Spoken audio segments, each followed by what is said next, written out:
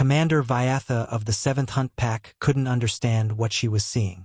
The human male sat calmly at his campfire, slowly turning a piece of meat on an improvised spit, while her entire squad surrounded him. 12 of the galaxy's most feared predators, and he hadn't even looked up. "Human," she announced, stepping from the shadows. Her bioluminescent stripes pulsed with confusion rather than the usual pre-kill excitement. "You've been watching us circle your position for the past hour. You know what we are. Hunters from Zirion Prime," the man said, taking a bite of his meal. "Best tracking species in the known galaxy. Natural invisibility, perfect night vision, claws that can shred starship hulls." He finally looked up, meeting her 6 eyes with his 2. "Hi, I'm Jake. Want some rabbit?" Vyatha's secondary heart skipped. No prey had ever offered to share food.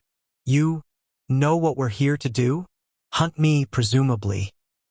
"The beacon on that ridge has been transmitting my location for 3 days now." Not exactly subtle. Her squad shifted uneasily. They'd prided themselves on their stealth approach. "Then why don't you run, human?" Vyatha asked, genuinely puzzled. "Every species runs. It's what prey does." Jake took another bite, chewed thoughtfully. "Would it matter if I did?" "Of course. The hunt, the chase, it's everything. The fear, the adrenaline, the moment when prey finally understands its fate." "Ah," Jake nodded, adding another log to his fire. "See, that's where you've got humans wrong. We're not prey. We're persistence hunters." Vyatha's fur bristled. "You? Hunt? With those flat teeth and soft skin?" "Let me tell you a story," Jake said, his voice calm as old stone. "My ancestors, way back, they hunted mammoth creatures 10 times their size, covered in fur, with tusks like spears. Know how they did it?" The squad had moved closer, drawn despite themselves. "They walked," Jake continued. "Just walked. Followed the mammoth for days. Humans can sweat, see. Cools us down. That mammoth could run faster, fight harder, but it couldn't walk forever. Eventually, it would collapse from exhaustion. And there would be the humans, still walking, always walking."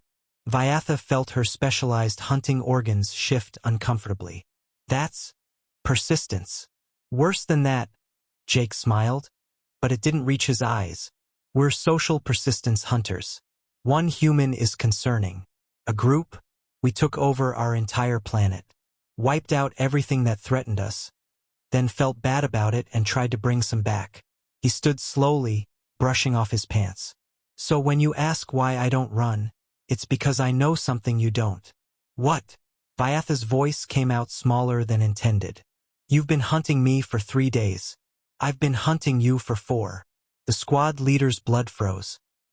She expanded her senses, really looked at their surroundings for the first time. The campfire wasn't just placed randomly, it was at the exact center of a cleared area. The trees around them had marks, subtle but deliberate.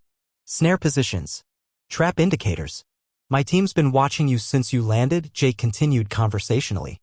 "Jenny's about 600 meters to your left with a rifle. Miguel's in that tree behind you, former Special Forces, likes to drop on targets. Sarah's underground, yeah, we do that with enough explosives to turn this clearing into a crater."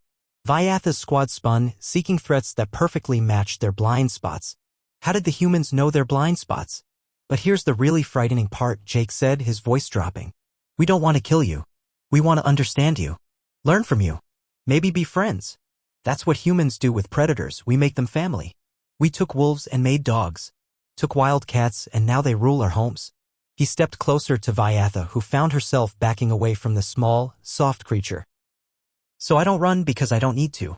You can try to hunt us, but we'll just add Zirion Prime hunters to the list of things we've packified. In a generation, your pups will be playing fetch with human children."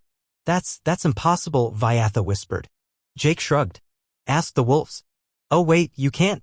We turned them into pugs." "Still want that rabbit?" The silence stretched until Jenny's voice crackled over hidden speakers. "Jake, stop traumatizing the nice aliens. Dinner's getting cold." "Coming." Jake called back, then looked at the frozen hunters. "You're welcome to join us. Sarah makes a mean pasta." As he walked away, Vyatha heard him mutter, though someone should probably tell them about the landmines before they move. The 7th Hunt Pack didn't move for a very, very long time. When they finally returned to their ship, they had the first recorded case of prey-induced existential crisis. and a Tupperware container of leftover pasta.